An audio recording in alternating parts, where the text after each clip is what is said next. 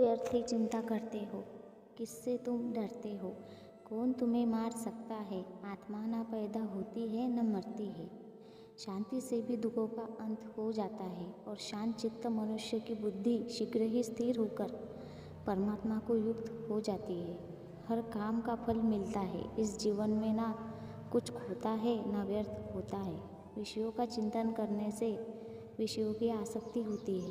आसक्ति से इच्छा उत्पन्न होती है और इच्छा से क्रोध होता है। क्रोध से सम्मोहन और अविवेक उत्पन्न होता है।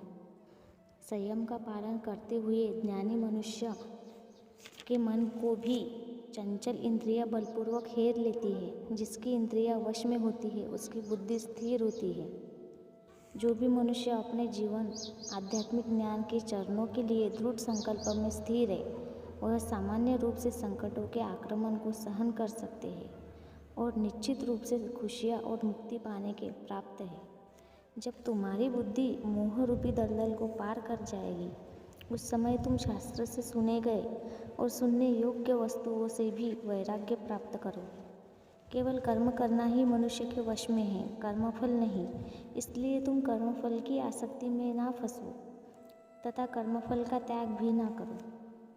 तुम्हारा क्या गया जो तुम रोते हो? तुम क्या लाए थे जो तुमने खो दिया?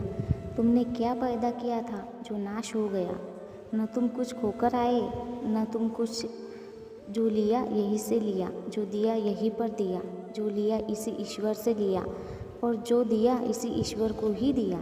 जो मन को नियंत्रित नहीं करते उनके लिए शत्रु के समान कार्य करता है। खाली हाथ आए और खाली हाथ वापस चले। जो आज तुम्हारा है कल किसी और का या परसों किसी और का होगा। तुम इससे अपना समझकर मग्न हो रहे हो। सुख दुख, लाभ हानि और जीत हार की चिंता ना करें। मनुष्य को अपनी शक्ति के अनुसार कर्तव्य कर्म करना चाहिए। ऐसे भाव से कर्म करने पर मनुष्य को पाप नहीं लगता। जो हुआ वह अच्छा हुआ, जो हो रहा है वह अच्छा हो रहा है, जो होगा वह भी अच्छा ही होगा। तुम भूत का पश्चाताप न करो, भविष्य की चिंता ना करो, वर्तमान चल रहा है। क्रोध से भ्रम पैदा होता है, भ्रम से बुद्धि व्यग्र होती है। जब बुद्धि व्यग्र होती है तब तर्क नष्ट हो जाता है। जब तर्क नष्ट होता है तब व्यक्ति का पतन हो जाता है। सम्मानित व्यक्ति के लिए अपमान मृत्यु से भी बढ़कर होता है। सभी प्राणी जन्म से पहले अप्रकट थे और मृत्यु के बाद भी अप्रकट हो जाएंगे, लेकिन जन्म और मृत्यु के बीच प्रकट दिखते हैं। फिर इसमें सोचने की क्या बात है? परिवर्तन संसार का नियम है। जिसे तुम मृत्यु समझते हो वही तो जीवन है। एक क्षण में तुम करोड़ों के स्वामी बन जाते हो, दूसरे चरण में तुम दरिद्र हो जाते हो। शस्त्र आत्मा को काट नहीं सकते, अग्नि इसको जला नहीं सकती, जल इसको गीला कर नहीं सकता और वायु इसे सुखा नहीं सकता। जैसे मनुष्य अपने पुराने वस्त्रों को उतारकर दूसरे नए वस्त्र धारण करता है, वैसे ही आत्मा मृत्यु के बाद अपने पुराने शरीर को त्याग करके ही दूसरा शरीर प्राप्त करता है। आत्मा ना कभी जन्म लेती है और ना ही मरती है। शरीर का नाश होने पर भी नष्ट नहीं होती। आत्मा अमर है। जो लोग इस आत्मा को मारने वाला या मरने वाला मानते हैं वे दोनों ही ना समझे। आत्मा ना किसी को मारती है और ना ही किसी के द्वारा मारी जा सकती है। न यह शरीर तुम्हारा है न तुम शरीर के हो। यह अग्नि, जल, वायु, पृथ्वी, आकाश से मिलकर बना है और इसी में मिल जाएगा। परंतु आत्मा स्थिर है। फिर तुम क्या हो? तुम ज्ञानियों की तरह बातें करते हो, लेकिन जिनके लिए शोक नहीं करना चाहिए उनके लिए शोक करते हो। मृत या जीवित ज्ञानी किसी के लिए शोक नहीं करते। कर्म ही पूजा है। व्यक्ति जो चाहे बन सकता है यदि विश्वास के साथ इच्छित वस्तु पर लगातार चिंतन करे। मैं काल हूँ, सबका नाशक। मैं आया हूँ दुनिया का उपभोग करने के लिए। कर्म उसे नहीं बांधता जिसने काम का त्याग कर दिया है। बुद्धिमान व्यक्ति कामुक सुख में आनंद नहीं लेता। मैं उन्हें ज्ञान देता हूँ जो सदा मुझसे जुड़े रहते हैं और जो मुझसे प्रेम करते हैं। अप्राकृतिक कर्म बहुत तनाव पैदा करता है। अपने अनिवार्य कार्य करो, क्योंकि वास्तव में कार्य करना निष्क्रिय से बेहतर है। मैं सभी प्राणियों के हृदय में विद्यमान हूँ। निर्माण केवल पहले से मौजूद चीज़ों का प्रक्षेपण है। बुरे कर्म करने वाले सबसे नीच व्यक्ति जो राक्षसी प्रवृत्तियों से जुड़े हुए और उनकी बुद्धि माया ने हर ली है, वह मेरी पूजा या मुझे पाने का प्रयास नहीं करते। मैं ऊष्मा देता हूँ, मैं वर्षा करता हूँ, मैं वर्षा रोकता भी हूँ, मैं अमृतत्व हूँ और मृत्यु में भी मैं ही हूँ।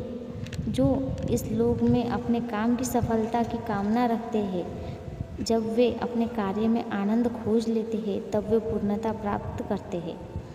इंद्रियों की दुनिया में कल्पना सुखों की शुरुआत है और अंत भी, जो दुख को जन्म देता है। कर्म रोग वास्तव में एक परम रहस्य है। कर्म मुझे बांधता नहीं, क्योंकि कर्म के प्रतिफल की कोई इच्छा नहीं।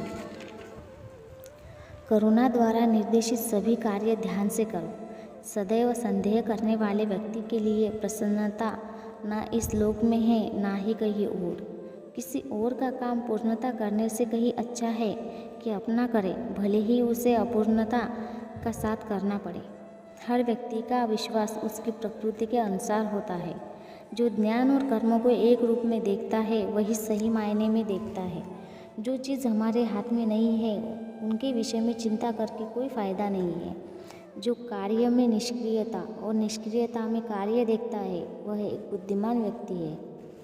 यदि कोई बड़े से बड़ा दुराचारी भी अनन्य भक्ति भाव से मुझे भजता है, तो उसे भी साधु ही मानना चाहिए और वह शीघ्र ही धर्मात्मा हो जाता है तथा परम शांति को प्राप्त होता है।